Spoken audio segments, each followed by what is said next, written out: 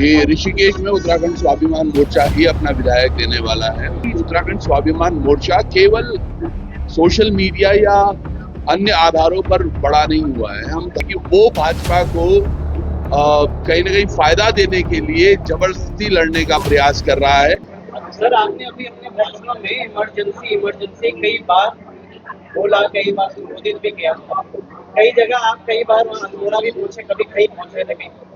मगर इन तमाम चीजों को देखकर जो आप ऋषिकेश में आप जिस तरीके की राजनीति के बारे में आप जानते हैं, किस तरीके की राजनीति हो रही है, क्या वाकई में स्वाभिमान मोर्चा यहाँ स्टैंड कर पाएगा या फिर कुछ और इस बार बदलाव होने लगा? क्योंकि बातें ये भी हो रही है कि अगर तमाम लोग उठते हैं और कोई पार्टी उठती है, कोई मंच उठता है, तो डायरेक्टली जो फायदा है वो भाजपा के किसी एक कार्यकर्ता को या किसी कैंडिडेट को चला जाए। मैं पहले तो बहुत बहुत धन्यवाद करूंगा, आपने ये प्रश्न पूछा। मुझे लगता है जनता इससे बड़ी खुश होगी जानकर कि ऋषिकेश में उत्तराखंड स्वाभिमान मोर्चा ही अपना विधायक देने वाला है। उसके स्पष्ट कारण है जनता के जो भाव पीछे जब मेयर चुनाव थे तब रह गए थे और जनता में वो आक्रोश भी था और वो चाहती थी ये उत्तराखंड स्वाभिमान के वो मोर्चा के वो चेहरे जिन्होंने लगातार संघर्ष किया ऋषिकेश की जनता के साथ और आज भी लगातार खड़े हैं, तो मुझे लगता है एक प्रतिफल वो भी देंगे। और जो पीछे चीज अधूरी रह गई थी, तो जो भी चेहरा होगा उत्तराखंड स्वाभिमान मोर्चा का वो जीतने जा रहा है। और जो मैंने स्पष्ट भी कहा है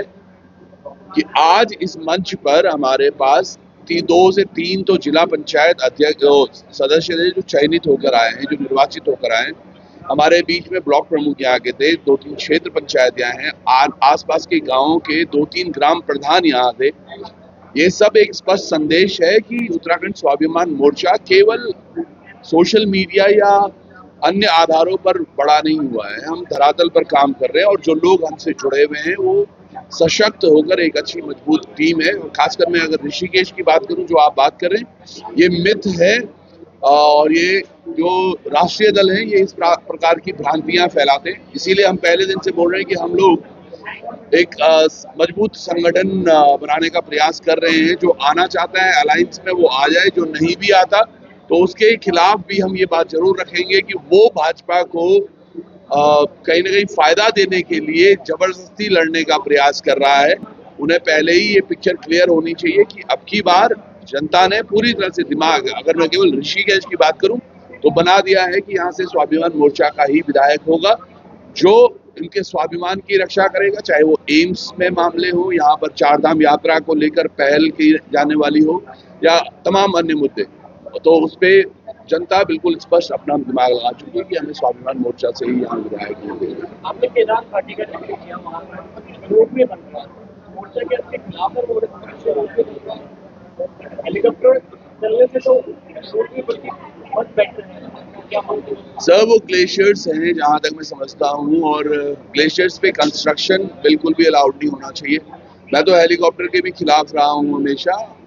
आप समझिए जो रोपवे आने वाला है उसने सोनप्रयाग से लेके और केदारनाथ धाम तक हमारे हजारों की संख्या में जो युवा साथी आजीविका के लिए संघर्ष कर रहे हैं उनके पेट पर कुठाराघात करने का काम करने वाले हैं।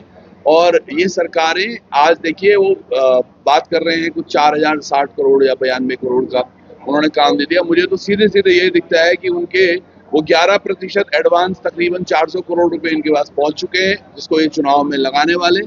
अब उनके हिसाब से ये बने ना बने, पर हमारा भी जनता से बिल्कुल ये है, मुखर होके हम ये कह रहे हैं, इसमें एक बड़ा आंदोलन होने वाला है। बस ये है कि ये जिस दिन फीता काटने आएंगे इनको फीता काटते हुए यहाँ से वापस भगाएंगे। हमें नहीं चाहिए ऐसा कुछ, क्योंकि जो ये 4 धाम यात्रा में आप ये चौड़ी सड़कें भी देख रहे हैं साहब, ये भी भ्रष्टाचार का एक बड़ा अड्डा है जिसकी वजह से हमारे पहाड़ों को बहुत नुकसान हुआ। आज हमारे यहीं पर आते हुए अभी मैं जब यहाँ पहुंच रहा था तो आपने लाल तप्पड़ पर एक पुल देखा होगा, पिछली बरसात में वो टूट गया था, उसको आज तक बनाने के लिए इन्होंने सुध नहीं ली। आपदा के नाम पर ये तमाम पैसों की बात करते हैं, तो ये केवल हमें आपदा में ही रहना देना चाहते हैं। सरकारें आज अपनी यथास्थिति भूल चुकी हैं कि उन्होंने क्या वचन दिए थे जनता को। हम ये जनता को वचन याद दिलाते हैं और यकीनन ऐसे कोई भी काम नहीं करवाने देंगे जो जनता के हितों से इतर हो।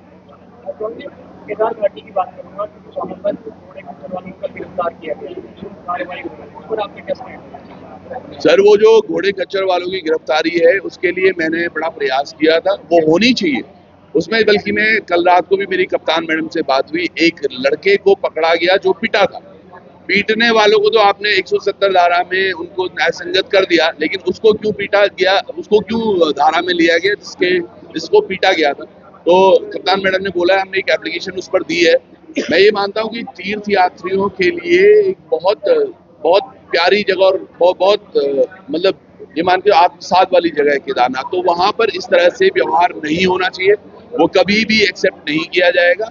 और अगर कोई ऐसा करता पाया जाता है उसको सजा भी होनी निश्चित है, और वो कल देखा भी है। और ऐसे हमने 2-3 और प्रकरण अभी बीच में ऐसे हुए जहां पर हमने मुखरता से ये बात रखी कि स्थानीयों के हकों के लिए, चाहे वो घोड़ा कचरा संचालक हो, हमारे टैक्सी मैक्सी यूनियन या हमारे अन्य संचालक हो, गाड़ियों स्वामी वाहन हो, या फिर पार्किंग में हमारे स्थित हमारे तमाम गाड़ी वाले हो, सबके स्वाभिमान के लिए, रक्षा के लिए हम लगातार लड़ रहे हैं और लड़ते रहेंगे।